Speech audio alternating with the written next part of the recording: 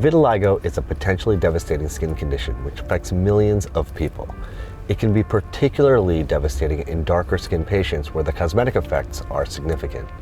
In this episode, we take a deep dive into vitiligo. We'll discuss some of the science behind what causes vitiligo, and we'll meet my patient Mohammed, who suffers from this disease and shares how our treatments have helped him.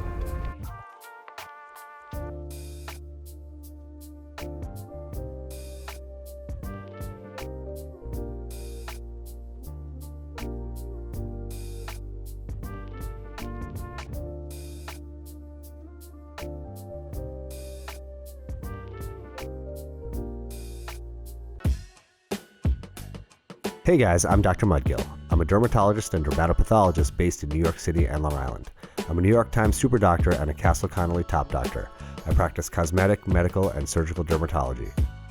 Welcome to the Dr. Mudgil Show. So Mohammed, man, thank you so much for taking this time and joining me in the park and sharing a little bit of your story, because for someone who suffered from vitiligo, I think it's gonna help so many other people out there that have kind of lost hope. And your story is a really special one because you've had such a tremendous result from the treatments that we provided. And, I think you'll tell us how it's impacted your life, but I can't imagine that, it hasn't helped you feel better about yourself and helped you gain more confidence and just, be a happier person, Oh yeah, one of the things, when I first came in to your office for the treatment, one of the things that we, I told my mom about, the treatment, and she was like, go for it. And, my mom is one of those very emotional people, as all mothers are. And, she's always praying, for something, something to help. And, over the past few years, or past 2 years almost, with this treatment, I've just seen how much it helped me tremendously. And not only does it, help my, self-confidence, but it also helps me, kind of come to terms with myself. I'm just really glad that, you reached out to me and, I can propagate my story. It's a really special one. A few months ago, we actually must have been maybe 6 months ago at this point, we made a video for my YouTube channel, and it's really just a lot of comments. A lot of people are reaching out to me and saying, wow, I want to learn more about this treatment. And, the treatment itself, we'll get into the details of it, I think, later on in this episode. We're going to talk about that. But really, what I want to know, man, is how did having vitiligo impact you? When you were a teenager or in college, or, you had this for a very long time. I think it presented when you were a child, right? When I was 8, yeah. When I was 8 years old. And that's when I first came to the States from Bangladesh. And the doctors told us that, this is, because of the adjustment to the weather, Bangladesh is a more tropical climate, and, it's much drier in New York compared to Bangladesh. So, that was sort of the trigger for me. Were you diagnosed with having vitiligo at that point? That was the point where I was diagnosed with vitiligo. And where was it? Where was it on your body at that time? Patches under my chin and, a little bit on my eyelids. I had some on the body, but the body was never the issue. I didn't really understand what was going on. And I didn't know why my parents were nagging me to, put on this ointment, that ointment, and this, cream and that cream. But then, by the time I was in the 5th grade, that's when I had one of my, more memorable experiences with vitiligo. For some reason, my parents thought, it'd be a great idea to shave my head. And I had these 2 patches, on either side of my head. So I walked into class. I remember walking into class and I had my hood on. And you're not allowed to wear a hood or a hat in class. You're disrespectful and whatnot, right? And my teacher told me to take the hood off. And then I reluctantly took my hood off. And she kind of felt bad at that point. And I think what really got to me was that she felt bad. And for me, it was like, wow, there's something to feel bad about. Why did she feel bad? Yeah, and I know I was insecure, right? The insecurities were there, but why is she feeling bad, Being Indian alone is like you're already, or like Bangladeshi, or correct, from, just you're different to begin with, right? Exactly, yeah. And, for me, I remember that growing up, I was like one of 3 Indian kids in my entire school, and I was teased just for that. But on top of that, having, something that stigmatizes you further and makes you more self-conscious about yourself. Correct. And kind of, gives fodder for bullies to kind of, to lean into. It's tough, man. I mean, it was kind of fuel for the fire. And one thing I can, commend all my friends throughout, grade school, high school, college, is that they've never made me feel any different. Like I said, I would step out 95 degrees outside, I'd step out with a hoodie, I'd be sweating, but I'd have my hood on. And, like, people didn't understand that. Like, if someone was looking at me, they didn't have to be looking at me because of the vitiligo, but like very self-conscious. I would think, why is that person looking at me? Why are they looking at me that way? It could be someone's just looking my direction, not even at me, right? And those are the things that kind of developed. I didn't understand. None of my friends were going to the doctor so many times. I had to wake up at 7 a.m. and my parents, my dad, he was working, and he had to take me to so many doctor's appointments, and sometimes he would have to go to work late and stuff. And I didn't understand the sacrifices they made at that point, but now I do. I'm very grateful for all the sacrifices that they made. But at that time, it was like, yeah, I was like, why do I have to do this? Why can't I just be a normal kid, whatever normal was? At that time, normal was what all the kids in school were doing, and I wasn't exactly normal, quote unquote, right? I mean, looking back, you can kind of put things in perspective, and Correct. everything makes sense. But when you're actually living through that experience, you don't have any perspective, and like you just feel like, wow, like why me, or why do I have to do this? My friends are watching cartoons on a Saturday morning, but I have to go to the doctor's office, or whatever the case may be. My mom sent me outside to get milk one day. I was about 21, my second year of college. And I go and I meet an uncle, one of my dad's friends. I greet him. I say, how are things with your family? What's going on? He asked me about my family, and then he asked me about the vitiligo. So he points to my face, like, are you getting treatment? So I tell him, yeah, uncle, I've been trying different treatments, different ointments. Some have worked, some haven't. But now it's just getting a little bit worse. During the summertime, because I get more sunlight. Things are better during the summer, but come the winter months, it's not that great. The next few words or next few sentences that he tells me sticks with me till today, and it still bothers me. It still makes me feel sort of self-conscious. He tells me, you should, you're gonna have to get married one day. Which father is going to give up their daughter to you? And these are the exact words he said, and I didn't know what, sort of place he was coming from. And, he, it's a very misinformed sort of, stance or place that he came from.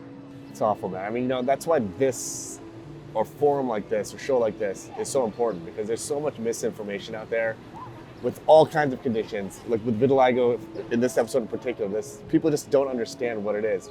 The statistics actually show that patients with vitiligo have a decreased cancer risk overall, which is like the exact opposite of what's out there. And folks would also don't understand that it can be a treatable condition. It's something that you treat and it's gone. So to me it sounds like all these issues were going on, but some of the stuff that you said earlier, you kind of came to terms with it. Like, you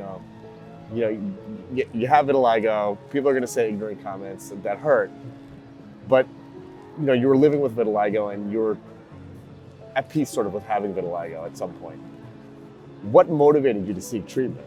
This was actually one of my mom's, ideas that, maybe you should go seek it out and see if it helps, see if it, if it makes it any better. And like I said, it may not be the solution for everyone. Some people choose to live with patches on their skin and they're okay with it, and that's completely fine. For me, this was my personal solution, and and this is how I feel more comfortable as a person. And it doesn't have to be everyone's solution. But internally, I was I thought maybe I should go try it out, give it one last try. Right. Well, I'm glad you did, man. I'm glad you came by the office, and I'm glad that we're able to help you. That's the best part of being a doctor. I can imagine. Now that we've heard Mohammed's story, when we come back from the break, we'll be discussing the science behind vitiligo.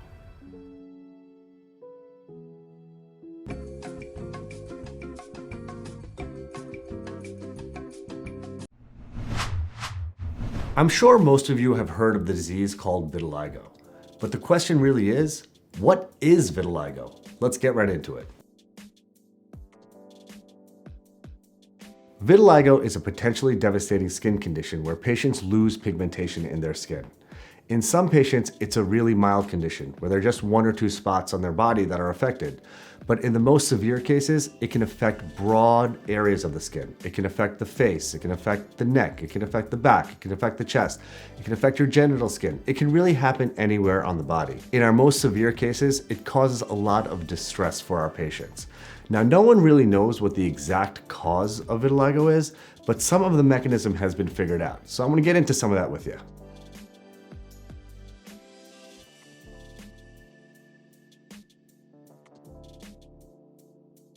So this is our skin. There are a few cell types that are in the skin, but for the purposes of this video, these little square guys here are keratinocytes, and this amorphous cell is a melanocyte. Now, melanocytes are the cells that produce melanin pigment, and that melanin pigment is transferred from the melanocyte into the keratinocytes. So the melanin is made here and it's transferred into these cells here. Now, what causes the color in our skin is the melanin that's living in the keratinocytes. Now, in patients who have vitiligo, there's an immune response that basically wipes out the melanocytes. So cells come in and they cause an inflammatory reaction that gets rid of the melanocyte. Well, guess what? If you have no melanocytes, you have no pigmentation. That's what happens in a patient with vitiligo. If you look at a skin biopsy specimen from someone with vitiligo and you use a special stain to detect the melanocytes, you'll find that there's a complete absence of melanocytes in the skin. And without the melanocytes, you can't make melanin. And without melanin, you don't have pigmentation in your skin. So naturally, the next question is, how do you treat vitiligo? Well, the way I view it is there's basically 2 parts to this. Initially, when you have vitiligo in an early onset lesion, these immune cells are attacking the melanocytes. So the first step is you gotta stop that immune response that's killing the melanocytes. So treatments generally involve the use of cortisones, either topically or orally, or other medications that suppress the immune response. By doing that, you eradicate the cells that are actually destroying the melanocytes. And some patients, when you catch it really early, you can restore pigmentation because the melanocytes will repopulate once that immune response has been removed. The next part of treatment is in someone who has long-standing vitiligo. And the goal for those patients is to try to restore the melanocytes back to the surface of the skin so that they can repigment the skin. They can start producing melanin, which can be transferred to the keratinocytes, and that restores the pigmentation in the skin. Now for that, there's basically 2 treatments that we use. We use UV light and we administer that in 2 forms. One is in a light box. It kind of looks like a tanning booth. You stand in the booth and light is shined on you. We use a very specific wavelength of light. We use something called narrow band UVB, and that's very effective in some patients for restoring their melanocytes and restoring their pigmentation. Another treatment that we do that's become very popular is use of the excimer laser.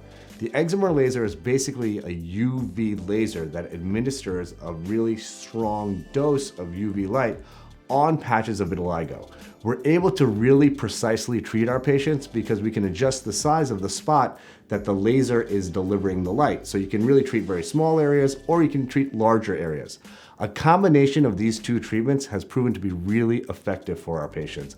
And we've been able to restore pigmentation in a lot of our patients, and also we've been able to restore almost 100% of our patients' pigmentation.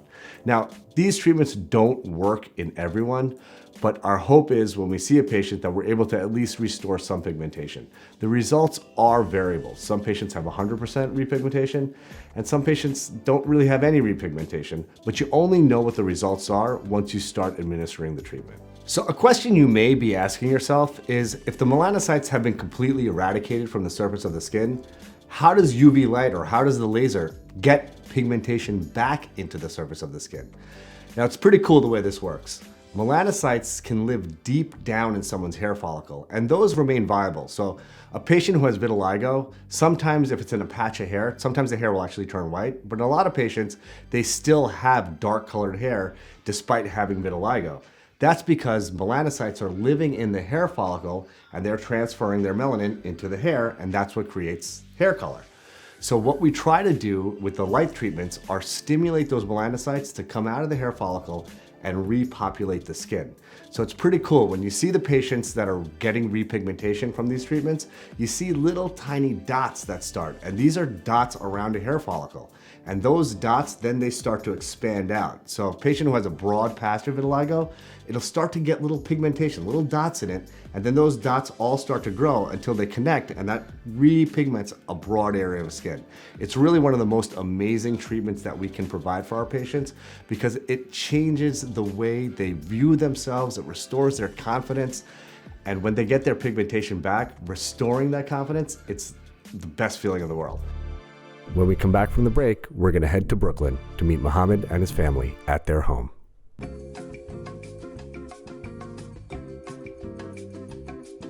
We are in Brooklyn, New York, and Mohammed and his family were gracious enough to have us in their home. While we were driving over here, we were actually talking about how when someone has a disease, really any disease, but a disease like vitiligo, it affects the individual obviously, but it has an impact on their family as well. And you know, we're curious to hear your guys' story to see how what Mohammed was suffering through, how it affected you guys, and how you guys helped support him through that, and you know how amazed you are at how great he looks with his treatments. So when my mom first found out that he had vitiligo, she kind of broke down. Obviously, No, right? It's a very yeah. But like when she first found out, she kind of broke down because I don't know, you know, that's her son.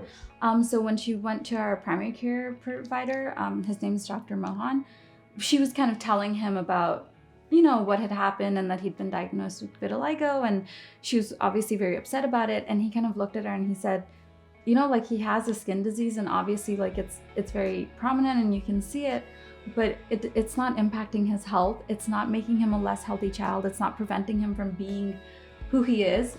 What if he had gotten something worse, you know? Like so many children are diagnosed with cancer, and so many children just have diseases that prevent them from being active, etc., right? And that kind of got to her a little bit because she was like, yeah, right, my son is healthy and he gets to play sports and go to school and do all these things. It's not contagious and he's getting to live his life, so. That's good. He sounds like a very good doctor. Yeah, he's a good doctor. He's an Indian doctor, but he's a very prominent guy. And then he always, you know, encourages us.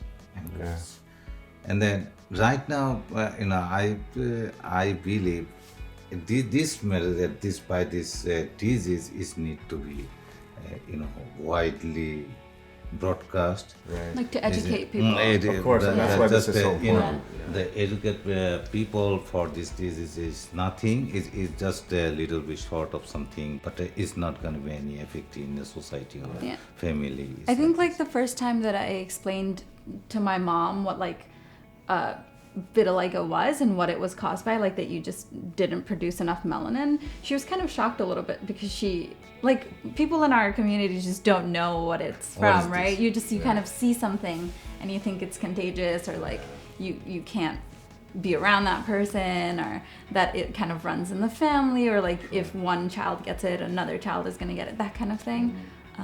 Yeah, so it's nice that people are being a little bit, or like, you know, that people are getting more educated on what it is. Yeah, but that's why I really commend Mohammed on being so brave.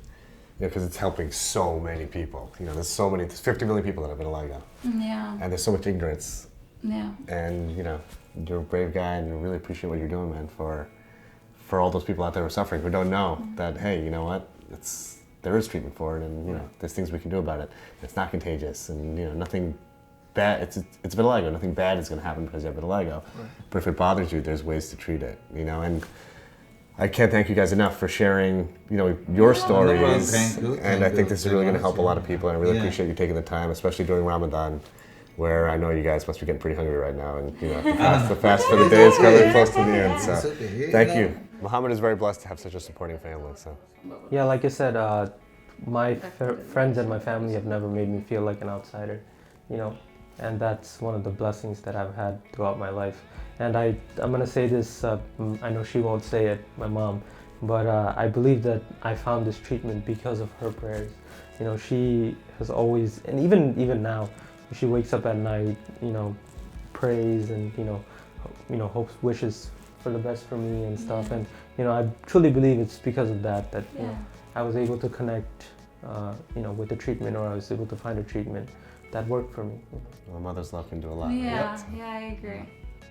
Well, thanks, guys. I really appreciate thank this. you for coming. Thank you. So now you know all about vitiligo. You've met Mohammed, you've met his family, and you've learned that vitiligo is a totally treatable condition. If you're in the New York City area and you have vitiligo or any other dermatologic issue, you can contact me in either one of my offices. If you're not in the New York City area, find a local board-certified dermatologist who can help you. You can also find me on Instagram, YouTube, Facebook, and Twitter. We'll see you next time.